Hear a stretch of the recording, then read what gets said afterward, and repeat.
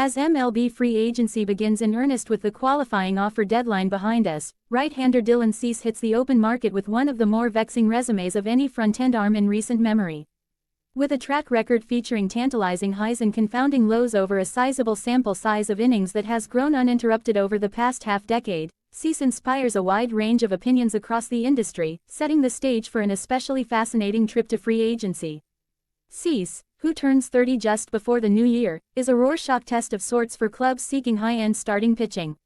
Some will see a nearly unrivaled strikeout artist with impressive durability, one who comfortably warrants a 9-figure contract commensurate with those awarded to some of the other best starting pitchers in baseball. Others will see Cease as volatile and unworthy of a significant long-term commitment, a pitcher who has too often struggled to perform his most basic duty of preventing runs. There is merit to both sides of the Cease outlook. Let's start with the positives.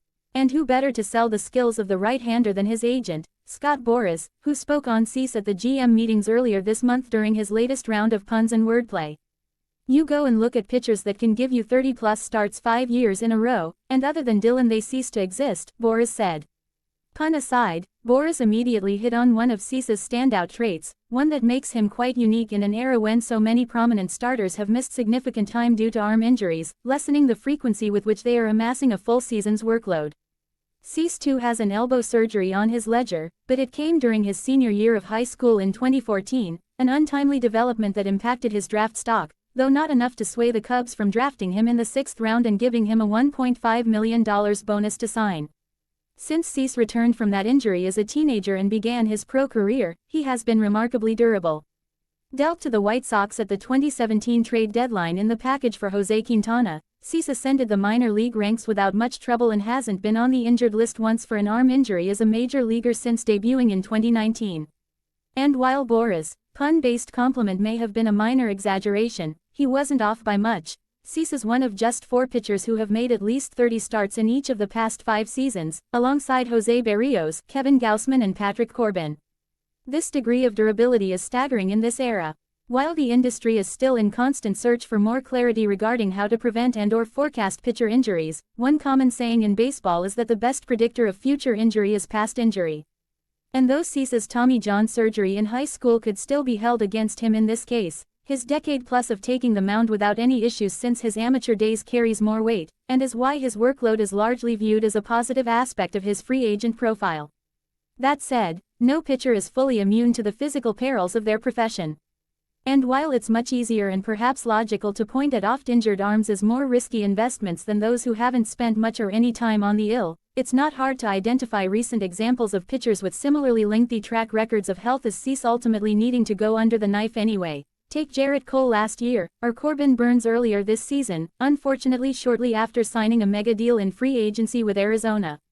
With all that in mind, predicting whether Cease's durability will sustain over the duration of his next contract is likely a fool's errand. Of course, even more important to Cease's free agent case than how much he's pitched is how he's pitched. Taking the ball roughly every 5th day for the past 5 years is valuable, but we wouldn't be talking about Cease at the top of the market if his proclivity to munch innings was his headlining skill. So, let's get back to Boras.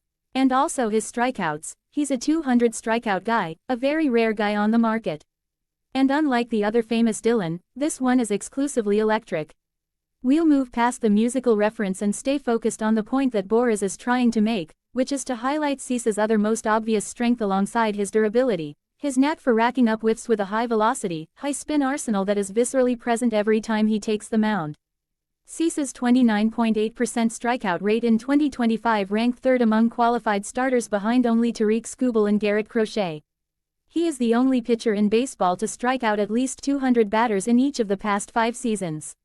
In fact, only 6 other pitchers have struck out 200-plus batters 3 out of the past 5 seasons: Cole, Burns, Gausman, Freddie Peralta, Aaron Nola and Zach Wheeler, stellar company that helps highlight why Cease is discussed in such high regard. Incredibly, Cease's punch-outs have largely been the product of just 2 pitches, a 4-seam fastball averaging 97 miles per hour and a slider ranging from 87 to 89 mph. These 2 offerings have accounted for roughly 3/4 of Cease's total pitches over the past 5 seasons, with an 82 miles per hour knuckle curve appearing about 10% of the time and a new sinker making some cameos in 2025 and a rare change-up surfacing here and there. There has long been speculation about what Cease could become if he diversifies his pitch mix, though it's also difficult to argue with the effectiveness of his two go-to weapons. That said, how he evolves as he ages, especially if his current velocity begins to decline, is something interested teams are sure to be contemplating when weighing a pursuit of Cease in free agency.